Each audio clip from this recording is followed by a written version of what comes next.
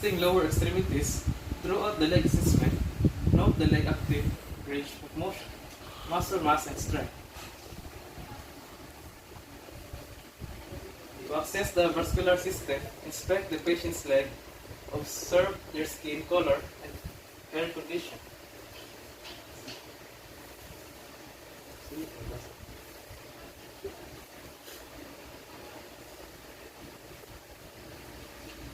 And tonal integrity. Look for abnormal such as symmetry, venous patterns, lesions, and edema.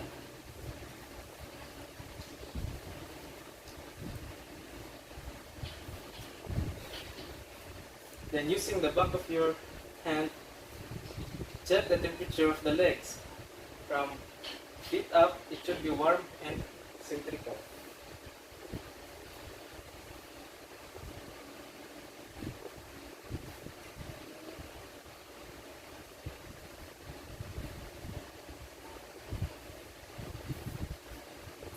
Now, flex the patient's knee and compress the calf muscle against the tibia. Release the pressure and then dorsiflex the patient's foot.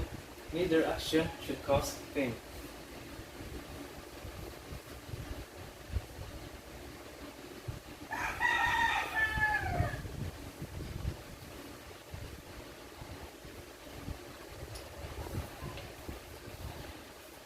Next, palpate the peripheral folds in the leg. To palpate the femoral cones, find the artery half between the symphysis and pubis anterior, superior, and the spine. Compress it and release slowly. The pulse should gently tap against your fingertip. Go.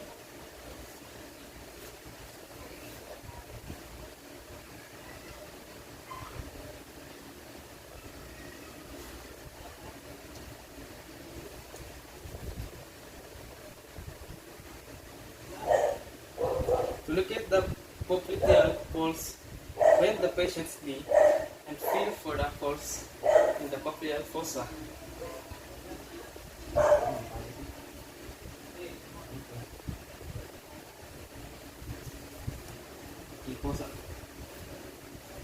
Next, palpate the posterior tibialis pulse, the groove between medial malleolus and the Achilles tendon.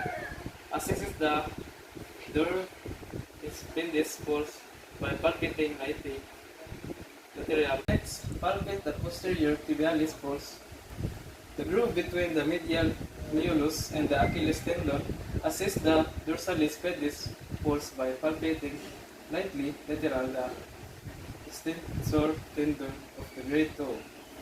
In edema by pressing over the tibia or medial malleolus for 5 seconds and then releasing the pressure.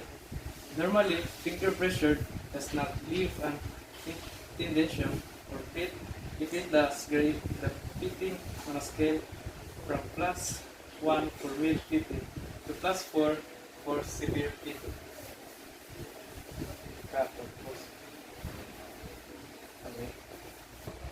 Continue to assess the legs by evaluating their sensory function as you did when you tested sensory function of the arms. Assess the patient's leg for light touch, sensation, pain sensation, temperature sensation, vibration sensation, and position sensation.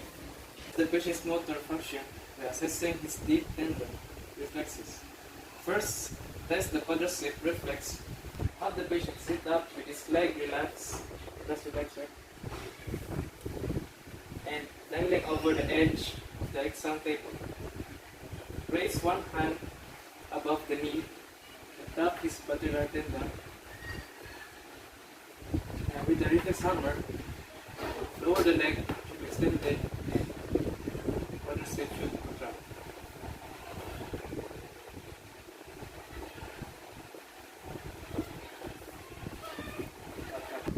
Next, test the Achilles reflex.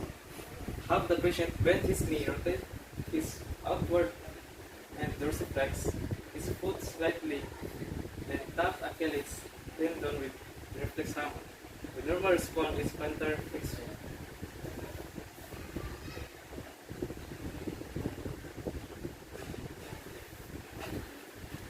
Okay. mobility reflex.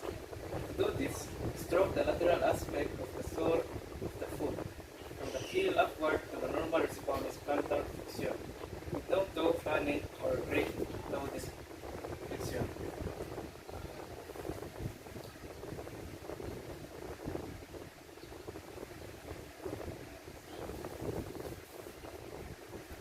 If any of the patient's reflexes are hyperactive, check for clonus and abnormal patterns or rapidly alternating involuntary muscle. Contraction and relaxation. Lightly support the lower leg in one hand and dorsiflex. The foot with the other leg, and normally you should not see extra movement or contraction in the leg. Go. During the next part of the assessment, we'll evaluate the cerebellar function for the heel to the shin test. Ask the patient to place one heel on the opposite knee and slide it down to the ankle. She should be able to do this in a straight line on the sheet. To assess the patient's gait and gross motor functions, instruct him to walk 10 to feet. Go. To assess the patient's gait and gross motor functions, instruct him to walk 10 to 15 feet towards, then turn and then walk back towards you. Her movement should be smooth and coordinated. His arms should slowly swing and freely. He should to assess the patient's gait and gross motor functions, instruct her to walk 10 to 15 feet towards them. Turn and then walk back towards you. Her movement should be smooth and coordinated. Her arms should swing freely and she should turn without losing her balance. Ayun ay. Obvious ay nang hindi ka. Obvious ay nang ayos na. Okay na, okay na. Ay. So, adi, lakon na lang ako tayo. Kumana ko Sige. ba? Walay ka lang. Hilingi ko din. Tama to. Play.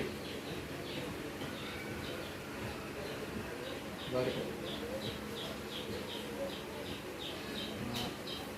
Yeah.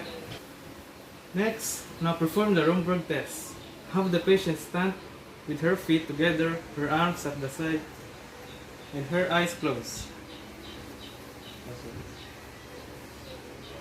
Standing close to her, observe her for 20 seconds.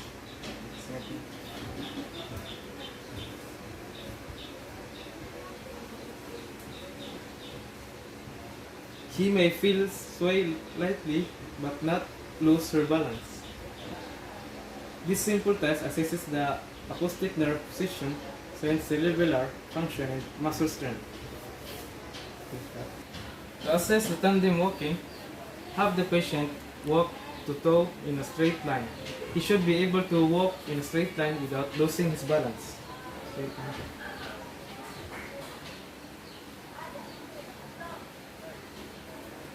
That's all. Thank you.